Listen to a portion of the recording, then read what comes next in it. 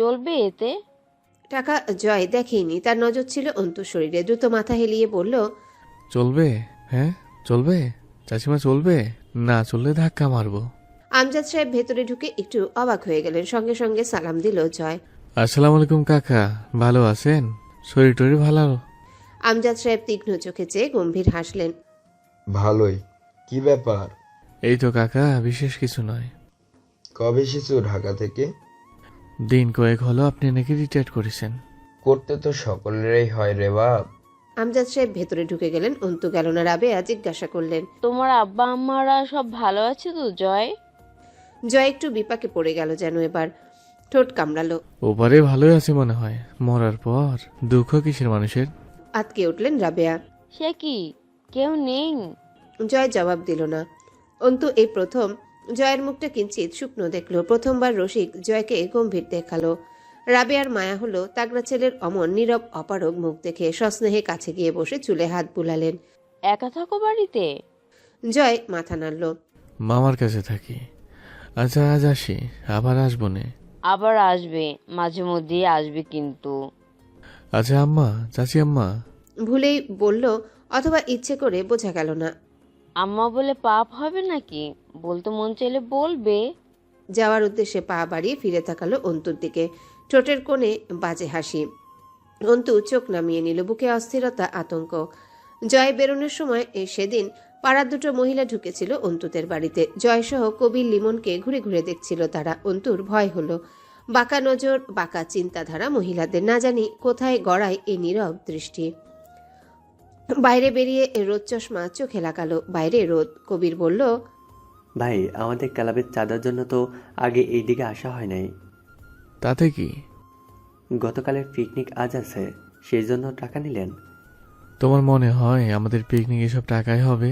গু খাওয়া ছেড়ে দিয়েছিস নাকি বেশি খাচ্ছিস? এই ব্যাপারে আর কোনো প্রশ্ন করিস না। কবির গোমরা মুখে বলল, কি করবো এই টাকার? কত দিয়েছে? 200। যার কিছু লাগে এক প্যাক ব্যঞ্জন আর হেসে যান। যদি হয়তো এক বোতল বাংলা মালও আনতে পারিস। পিকনিকে যতক্ষণ রান্না শেষ না হয় চলবে। ক্লাবের পেছনে বিশাল খোলা মাঠ। এখানে ব্যাডমিন্টনের তার জালি টানানো, লাইট লাগানো হয়েছে, কোর্ট আঁকানো হয়েছে। কেউ কেউ র্যাকেট দিয়ে শাটল কর্ক টুকাচ্ছে সেখানে। ক্লাবের দোতলা মরিচ ধরা বিল্ডিং। দোতলার উপরে পেছনের দিকে মাঠের উপর খোলা বারান্দা বা ছাদ অথবা সিঁড়ি ঘরের মতো। 7-8 জন ছেলেরা দাঁড়িয়ে বসে আছে সেখানে। অর্ধেক কার্নিশের উপর ঝুঁকে দাঁড়িয়ে আপন মনে সিগারেটের ধোঁয়া গিলছে জয়। এই সময় সে গা গরম রাখতে ব্যাডমিন্টনে নেমে পড়ে। জম্পেশ পিটিয়ে যায়। ঘেমে এনে একাকার হয়ে যায় শরীর। আজ রান্নার কাছে না গিয়ে বরং উদাস চোখে উপরে উঠে এসেছে গিটারটা কাঁধে নিয়ে। তারপর থেকে একটা করে সিগারেট জ্বালাচ্ছে। হামজা ঢুকলো। সকলে একযোগে দাঁড়িয়ে সালাম ঠুকলো। হামজা জয়ের পাশে দাঁড়িয়ে আকাশের দিকে তাকিয়ে জিজ্ঞাসা করলো, কি ভাবছিস? ভাবছি না। কি হয়েছে, কোনো সমস্যা? সমস্যাই তো। কি? আমার জীবনের সবচেয়ে সমস্যা হলো আমার জীবনে কোনো সমস্যাই নেই। এই সমস্যাটা একটাই সমস্যা না ভাই। সিগারেটটা দে। জয় দিল না। হামজা কেড়ে নিল সিগারেটটা জয়ের ঠোঁট থেকে। তাতে টান দিয়ে বলল, ভাবুক হয়ে আছিস কেন? আজ আরমিনকে দেখলাম। বিশেষ কিছু? না নতুন কিছু। তাকায় হামজা। জয় স্বগতোক্তি করে, চেহারা দেখছি আজর ভাই। তাতে কি?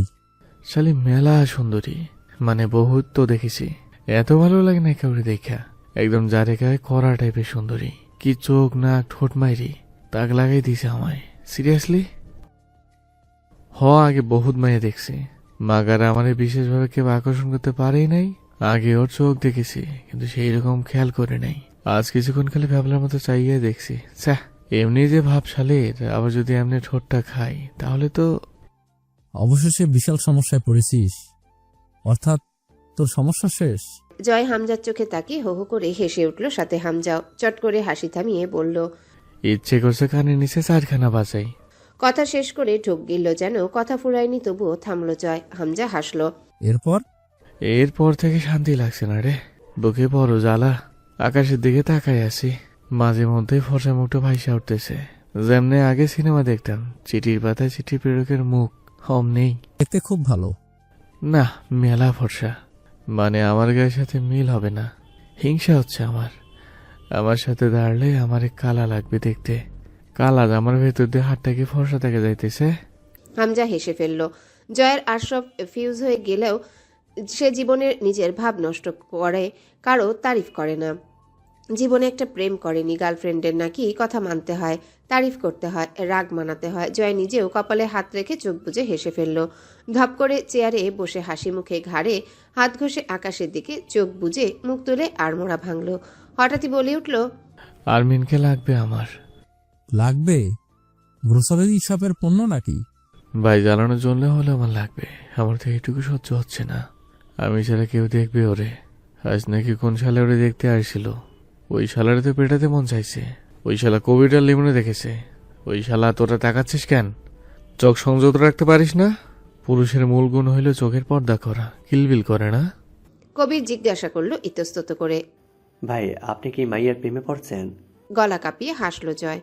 হ, অত্যাধিক মাত্রার প্রেম। এই প্রেমের খাতিরে ওই চেংড়িতে কুরবান করতেও রাজি আছি রে। সিঁড়ি বেয়ে নামতে নামতে বলল, ওসব আমার সিলেবাসে নাই। হে, প্রেম হচ্ছে একটা কমিটমেন্ট, মানে আটকে থাকা। জয় আমি কোথাও কোনো কমিটেড হতে পারে না। ওসব বোধাইদের কামকাজ, মেয়েবাজি আলাদা বিষয়, কিন্তু এসব কাব্যিক প্রেম পেতে আমার সিস্টেমে নেই। ছোট লোকই করার। নেমে গেল গিটারটা কাঁধে করে খোলা ছাদ থেকে। হামজা নেমে এলো জয়ের পিছু পিছু। বেশ ঠান্ডা পড়েছে। একটা স্লিভলেস শার্ট গায়ে জয়ের, কালো জ্যাকেটটা ঝুলছে কাঁধের উপরে। বেশ কিছুক্ষণ একটানা র্যাকেট পিটালো, গা ঘেমে প্যাকপ্যাকে হয়ে উঠল। চিৎকার করলো মিউজিক বক্সের পাশে বসে থাকা ছেলের উপর। গানের সাউন্ড বাড়া। ভাত খাওয়ানোই শালা দুপুরে? এনার্জি ড্রিঙ্ক এনে দেই এখন। ধুমধারাক্কা গান বাজছে। জয় একাধারে র্যাকেট পিটিয়ে গেল। শার্টল কর্ক সামনে আসছে তো গায়ের সমস্ত জোর দিয়ে পিটিয়ে যাচ্ছে। একবারও মাটিতে পড়ার সুযোগ দিল না। এমনভাবে দাঁত খিচে খিচে পিটিয়ে আঘাত করছে যেন কোনো চাপা ক্ষোভ ছাড়ছে ওই পেটানোতে। ক্লান্ত হয়ে এসে ভেজা ঘাসের উপর শুয়ে পড়ল। এই পথ আগেরই মতন ঠিক তেমনই আছে। এই রাত সেই রাতের কত কথা বলে। চলে যাওয়া বিশৎসর এখনো হৃদয়ে বাজে। তারপরও কেন যেন এখানে ফিরে আসে। সব ভুলে গিয়ে আবার হারাতে চাই। তারপর একটুকু আর গাইল না। আবার নতুন সুর তুলল গিটারে। এবারে ঝাঁঝালো সুর উঠেছে। ছেলেরা বিমোহিতের মতো ঢুলছে তালে তালে। জয়ের প্রাণোচ্ছল চঞ্চলতা ক্লাবের ছেলেদের প্রাণশক্তি যোগায়। ওরা নেশাক্ত এক একটা জয়ের উপর। জয়ের গানের গলা অদ্ভুত সুন্দর। কেমন এক গা ছমছমে, মাথায় কেঁপে ওঠে গলাটা। যখন সে গলা ছেড়ে ব্যান্ড পার্টির মতো মাথা নাড়িয়ে পাগলের মতো গান গায়, জয় আবারও গাইল। সকলে বিমোহিতের মতো চেয়ে রয় জয়ের বোঝা চোখ দুটোর পানে। গলা ছেড়ে মনের গভীর থেকে গান গাইছে। একমাত্র বোধহয় গান গাওয়ার সময় জয় মনের গভীরে ডুব দেয়। অন্যথায় তাকে কখনো সিরিয়াস বা ইমোশনাল হতে দেখা যায় না। অথচ এই গিটার তার বহিঃপ্রকাশ, অল্প একটু সত্যতা আর পরম স্নেহের ধন। আবারও অন্য সুর তুলে গলা বাজিয়ে চেঁচিয়ে গাইল। হামজা ফোনে কথা বলছিল দেখে মনে হয় সহ্য হলো না। দৌড়ে গিয়ে হামজার কাঁধে উঠার চেষ্টা করলো। হামজা তাল হারিয়ে পড়ে যেতে নিয়ে আবারও ফোনটোন রেখে মাঠের ওপারেই তেড়ে গেল জয়ের দিকে। জয় ছুটছে অন্ধকারের দিকে, পেছনে তেড়ে দৌড়াচ্ছে হামজা। এখন বেশ কিছুক্ষণ দুজন অন্ধকারে কাটাবে। মাঠের আলোর উপর বসে কিসের গল্প জমাবে। হামজার কাঁধে মাথা রাখবে জয়। এরপর রাত ফুরিয়ে যাবে। দুজনে দৌড়ে আবারও ঘুরে এলো। হামজা হাঁপিয়ে গিয়ে বসলো শিশির ভেজা মাঠের উপর। খানিক বাদে কোত্থেকে দৌড়ে সে হামজার কোলে মাথা রেখে ঠান্ডা ঘাসের উপর টান টান হয়ে শুয়ে পড়ল জয়। জয়ের সামনে হামজা নেতৃত্ব গাম্ভীর্য কোনোদিনও টেকে না। যত সিরিয়াস মুহূর্তই হোক, ওই জয়ের সাধ্য আছে হামজাকে জ্বালিয়ে এক মুহূর্তে সব পণ্ড করার। ভোটের হিড়িক বেঁধেছে চারিদিকে। শোরগোল লেগেছে এলাকা জুড়ে। পোস্টার লাগানোর ব্যস্ততা চলছে চারিদিকে। পিবিআই কার্যালয়ে নতুন ব্যস্ততা। আখির মর্গ টেস্টের রিপোর্ট এসেছে। মুস্তাকিনের পূর্ব ধারণা কাটায় কাটায় মিলেছে। তার সন্দেহ ও মাফিক কারো বিরুদ্ধে কোনো প্রমাণ আসেনি রিপোর্টে। মুস্তাকিনের এখন ইচ্ছা করলো রিপোর্ট তৈরি করা ডাক্তারের মুখের ভেতরে পিস্তলের নল ঢুকিয়ে দিয়ে জিজ্ঞাসা করতে যে কারা আঙ্গুল ঘুরিয়েছে রিপোর্ট অবাস্তব এবং স্ক্রিপ্টেড তৈরিতে। বেশ কিছুক্ষণ রিপোর্ট দেখে সেটা ছুঁড়ে ফেলার মতো টেবিলে ছুঁড়ে ফেলল। এমন কিছুই এই রিপোর্টে নেই যা দ্বারা অপরাধী শনাক্ত করা যায় বা কোনো ক্লু পাওয়া যায়। পুরো নিরপেক্ষ একটা রিপোর্ট, যেখানে শুধু প্রকাশ পেয়েছে আকিকে মারা হয়েছে কিভাবে, তার দেহে কি কি ক্ষতি সাধিত হয়েছে। লাশ আকির বাড়িতে পাঠানো হয়েছে। এখন আর ওদের বাড়িতে গিয়ে বিশদ জিজ্ঞাসাবাদ ছাড়া এই কেস টানার এনাদের কোনো ওয়ে রইল না। মুস্তাকিন বেরিয়ে এলো নিজের কেবিন থেকে। বাইরে কিছু কাজবাজ রয়েছে। বোরখায় আবৃত একটা মেয়ে এগিয়ে আসছে। কার্যালয়ের ভেতরে দাঁড়ালো মুস্তাকিন। ভ্রুকুচকে চেয়ে রইল। মেয়েটাকে চোখে পরিচিত লাগছে। ভার্সিটির চত্বরে দাঁড়িয়ে থাকতে দেখেছিল, ধাক্কাও খেয়েছিল তার সঙ্গে এই মেয়েটাই। দুপুর 2টার মতো বাজে। শীতের রোদ বাইরে। মেয়েটা এসে দাঁড়ালো মুস্তাকিনের সামনে। তার চোখে কোনো ইতস্তত ভাব নেই, দৃঢ় চোখের চাহনি, আত্মবিশ্বাস ভরপুর তাতে। মাহমুদ এগিয়ে এসে জিজ্ঞাসা করল। ম্যাডাম, কোনো প্রয়োজনে এসেছেন? কিছু বলতে চান? মেয়েটা মাথা নাড়ল। মাহমুদ বলল। জি, কার সঙ্গে কথা বলতে চান? মেয়েটা মুস্তাকিনের দিকে তাকিয়ে বলল। আপনি কিছুটা সময় দিতে পারবেন? মুস্তাকিন ভ্রু জড়িয়ে মেয়েটাকে দেখে হাত ঘড়িতে সময় দেখল। তারা বসলো বাইরের একটা ডেস্কে। চেয়ারে বসে টেবিলের উপর হাত রেখে দুহাত একত্র করে কয়েক সেকেন্ড দেখলো মেয়েটাকে মুস্তাকিন। এরপর বলল। জি বলুন, কি বলতে চান? আমি মেহজাবিন আরমিন অন্তু, দানেশ বিশ্ববিদ্যালয়ের ছাত্রী। জি, চিনতে পেরেছি, কিন্তু আপনাকে কোন নামে সম্বোধন করা যায়? আরমিন অথবা অন্তু ডাকে। আমি কোন নামটা বেছে নেব? আপনার ইচ্ছে মতো। মুস্তাকিন এবার সোজা হয়ে বসলো। তো মিস অর মিসেস অন্তু, কি বলতে চান? মিস। মুস্তাকিন ঘাড় কাত করলো। অন্তু বলল। আপনাদের টিম রিসেন্ট যে কেসে কাজ করছে সে ব্যাপারে কথা বলার ছিল। মুস্তাকিন সন্তর্পণে কপাল জড়ালো। আপনি কিছু জানেন? কি বলতে চান এই ব্যাপারে? আপনারা কতদূর পৌঁছেছেন? মুস্তাকিন মাথা নাড়ল। দুঃখিত, আমি জনতাকে আমাদের তদন্তের ব্যাপারে এভাবে তথ্য দিতে পারি না। তা দিতে পারেন না, তবে তা না জানলে আমি গতিবিধি বুঝবো কি করে? জহুরি চোখে তাকালো মুস্তাকিন। আপনি কিসের গতিবিধির কথা বলছেন? কি জানেন, খোলসা করুন, বুঝতে পারছি না। লাশ আসার পর আখিদের বাড়িতে গিয়েছিলেন? না, যাইনি। আমি ওখান থেকে আসছি, আবারও নতুন করে ঘা জেগে উঠেছে বাড়ির। আপনারা কাউকে সন্দেহ করছেন না? রিপোর্ট কি বলছে? সরাসরি এভাবে একটা মেয়েকে এত দ্বিধাহীন এসব কথা বলতে শুনে একটু অপ্রস্তুত বোধ করলো মুস্তাকিন। কথাগুলো খুব পেশাগতভাবে বলছে অন্তু। মুস্তাকিন চোখ নামিয়ে ভাবুক হয়ে রইল কিছুক্ষণ। এরপর বলল। আপনি ঠিক কি বোঝাতে বা বলতে চাচ্ছেন অন্তু? রিপোর্ট দিয়ে নিশ্চয়ই তেমন কিছু বের হয়নি, তাই না অফিসার? মুস্তাকিন ভ্রু কুচকে ফেলল। অন্তু বলল। আমার প্রথমে জয় এবং হামজার ওপর সন্দেহ হয়েছিল। আর এখন এখন হচ্ছে না? হলে কেন হয়েছিল, আর না হলে কেন হচ্ছে না? ব্যাপারটা অতটাও সরল সহজ নয়, তা আপনিও জানেন অফিসার। এভাবে ধারণার উপর ভিত্তি করে কেস মিলে যাবার মতো কেস নয় এটা। আপনি কি এটা জানেন কিছুদিন আগে আখির মেজ ভাই সোহান মারা গিয়েছে? মুস্তাকিন জবাব না দিয়ে তাকিয়ে রয় অন্তুর দিকে। অন্তু বলল। এই ব্যাপারটা নিয়ে ঘাপলা কাজ করছিল আমার ভেতরে। আজ তো কিছু জিজ্ঞাসাবাদ করার মতো অবস্থায় নেই ও বাড়ির লোক, তবে আমার মনে হয় সোহানের মৃত্যুটা স্বাভাবিক ছিল না। এখানেও কোনো ব্যাপার আছে। মুস্তাকিন হাত দুটো একত্র করে গুটিয়ে থুতনির কাছে নিয়ে এলো। শার্টের উপর দিয়ে তার বাহুর পেশি ফুলে উঠেছে। কবজিতে ঘড়ি, গলার কাছে শার্টের বোতাম খোলা, হাত গোটানো কোনই অবধি।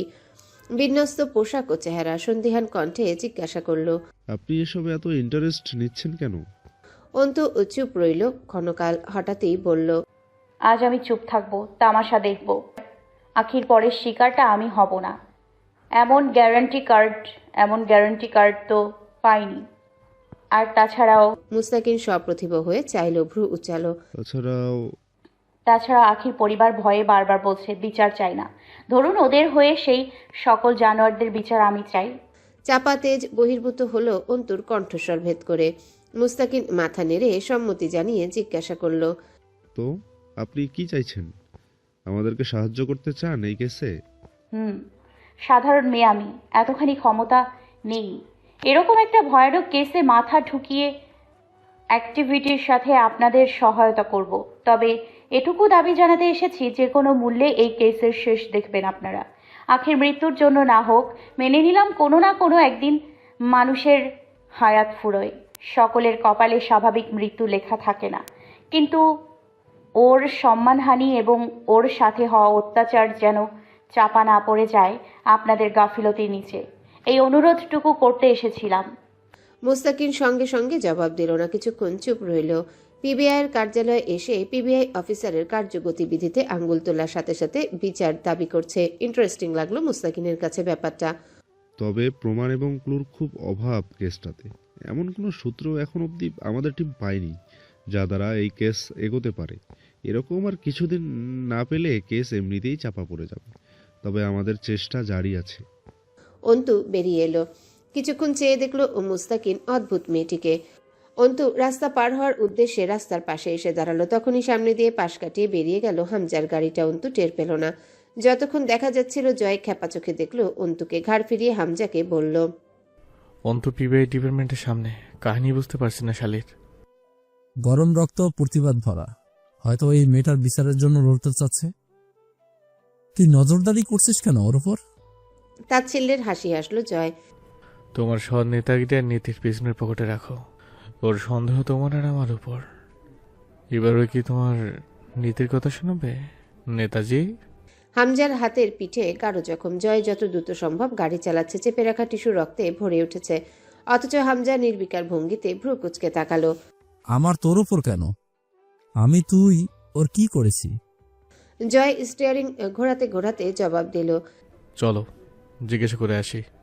গাড়ি এসে থামলো M Abdur Rahim medical college হাসপাতালের সামনে। ভেতরে ভর্তি রয়েছে দলের কয়েকটা ছেলে। গতকাল মারামারি হয়েছে ভার্সিটির মোড়ে ঝন্টু সাহেবের ছেলে মাঝারের লোকদের সাথে। অবশেষে জয় যখন গিয়েছিল শেষ পর্যায়ে তার হাত কেটেছে, কপাল ফেটেছে, পিঠে আস্ত একটা লাঠি ভেঙেছে। জয় টুকটাক ব্যান্ডেজ লাগলেও মাঝারের ছেলেদের অবস্থা খারাপ। কিন্তু সবচেয়ে বড় আঘাত পেয়েছে হামজার সেক্রেটারি লতিফ। দলের লোকদের হামজা সর্বদা কেবিনেই অ্যাডমিট করায়। আমজনতার ভিড়ে রিস্ক থাকে এসব মামলায়। দুজন গিয়ে বেডের পাশে দাঁড়াতে লতিফের বউ কাঁদতে কাঁদতে উঠে এলো। এখনও বেহুশ লতিফ। লতিফের কোমরের উপরে পেটের বাঁ পাশে ছুরিকাঘাত করা হয়েছে। মারামারির কোনো এক সময় রাস্তার পাশে পড়েছিল সে।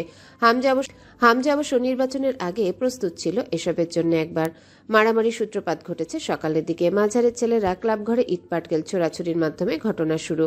জয়ের মাস্টার্স ফাইনাল পরীক্ষা কদিন বাদে। সপ্তাহখানেকের মধ্যে দুদিনের জন্য ঢাকা যাবে সে। ক্লাব এসে ছিল না তখন। হামজা পড়তে বসার জন্য চাপে রেখেছে। কিছুদিন কারবার থেকে দূরে থাকতে বলেছিল। কিন্তু ইট পাটকেল ছুঁড়ে মাঝারের ছেলেরা থামেনি। নোংরা ভাষায় হামজাকে গালি দিয়েছে। তখন হামজার ছেলেরা বেরিয়েছিল। দুপুরবেলা লতিফের সাথে এই অঘটন ঘটে যাবার পর জয় বিকেলে পড়ালেখা ছেড়ে বেরিয়ে গিয়েছিল। সন্ধ্যার পর ভার্সিটির মোড়ে তুমুল মারামারি শুরু হলো দুই দলের। লাঠিসোঁটা ককটেল, সাথে ছুরি ছিল ছেলেদের হাতে। জয় দুটো ছেলেকে বেদম পিটিয়েছে। সে সময় প্রতিরোধ করার জ্ঞান থাকে না জয়ের। এটা তার অপারগতা। যখন কাউকে মারতে শুরু করে তাকে বৃষ্টির মতো মারা যায়।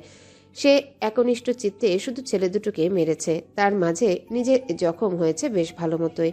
মাঝার নিজে উপস্থিত ছিল না। সকালে জয়কে না ডেকেই হামজা পৌঁছে গিয়েছিল পলাশের ডেরায়। দিনাজপুরের নামকরা সন্ত্রাস পলাশ, আকবর আর রাজন দুজনের সাথে ভালো মিল মাঝারের। সাথে এ দুটোকে মহাজন বলা চলে। কড়া সুদে টাকা ধার দেয় মানুষকে।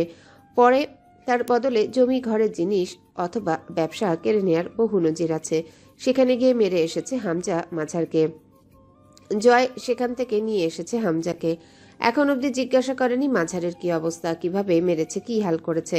হামজা খুব শান্ত শীতল মেজাজের পুরুষ। যতক্ষণ না জয়কে আঘাত করা হয় তাকে ক্ষেপতে দেখেনি ছেলেরা। কিন্তু লতিফের স্ত্রীর কান্নাকাটি দেখেছে সে রাতে। লতিফের বাচ্চা দুটো শুকনো মুখ দেখেছে। লতিফের রক্তাক্ত শার্টখানা দেখেছে।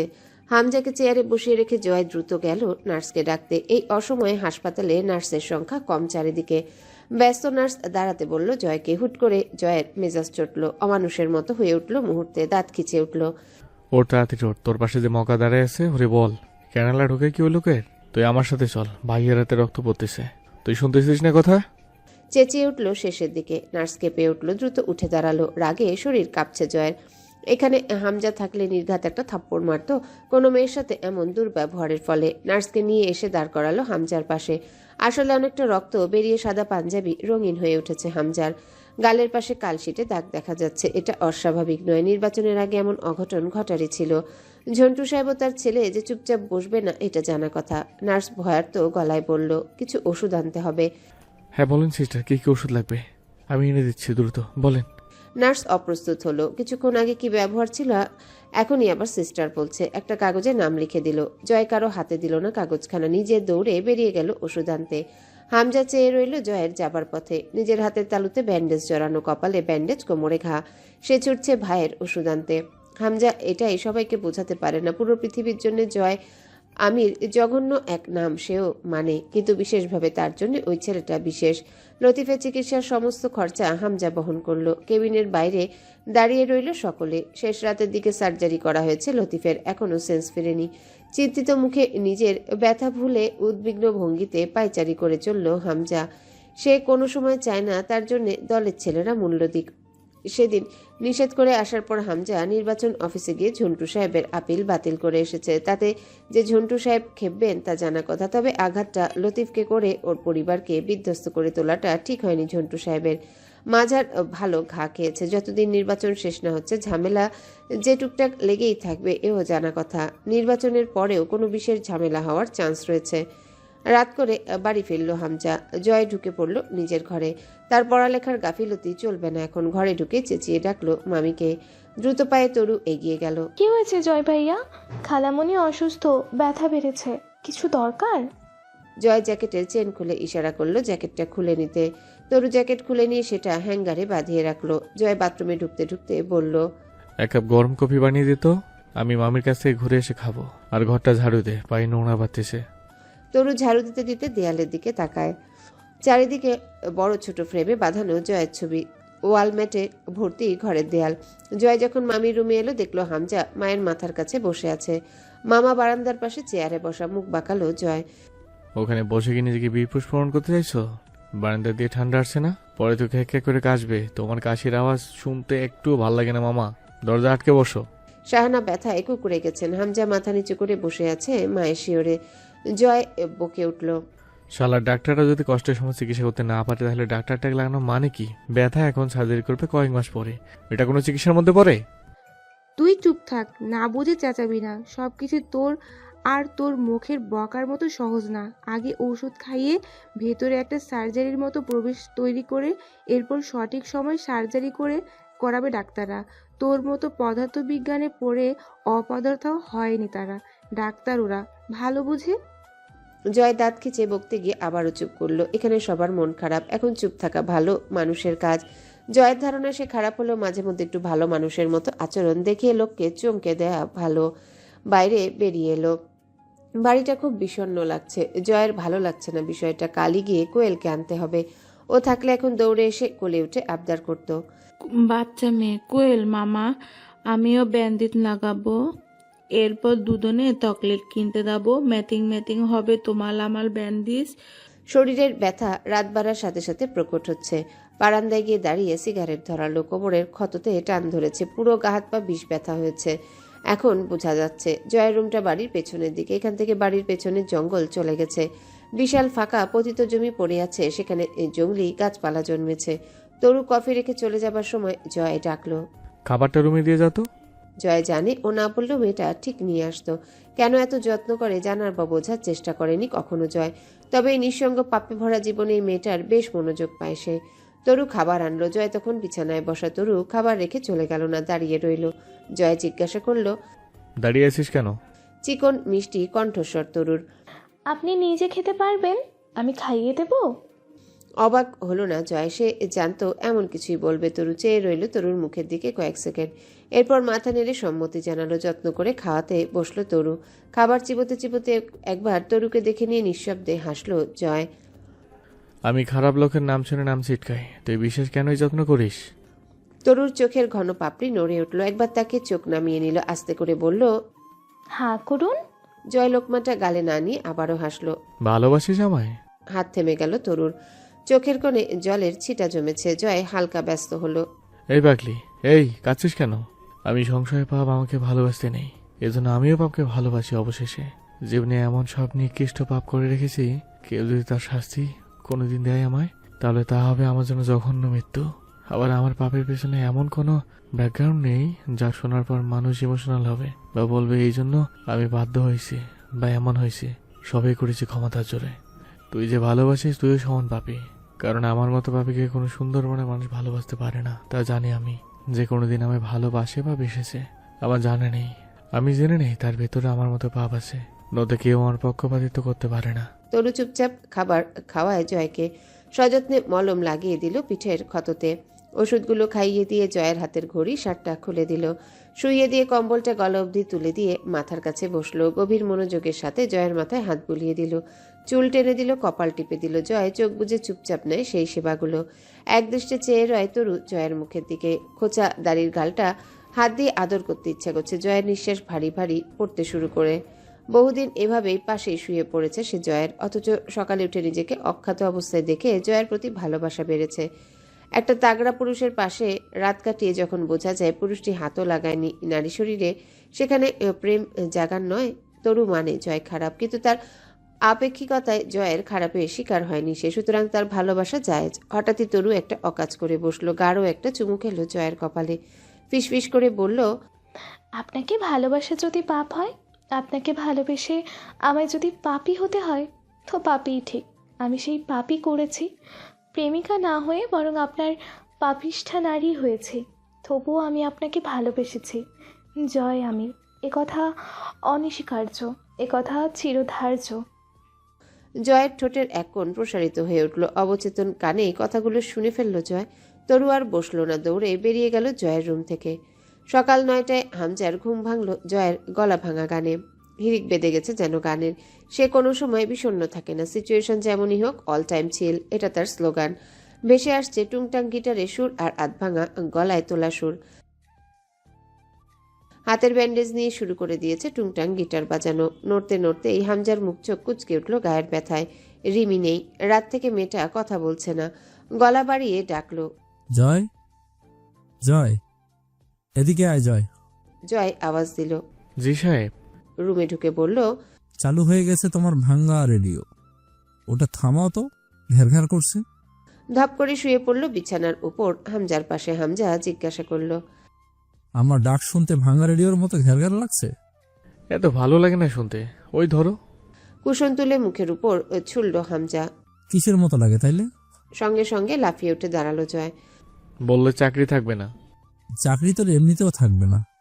আমি যদি তোর গানের গুণগান করি, তুই তো মেয়ে লোকের মতো হাত পা আসরে আসরে কাঁদতে লেগে যাবি।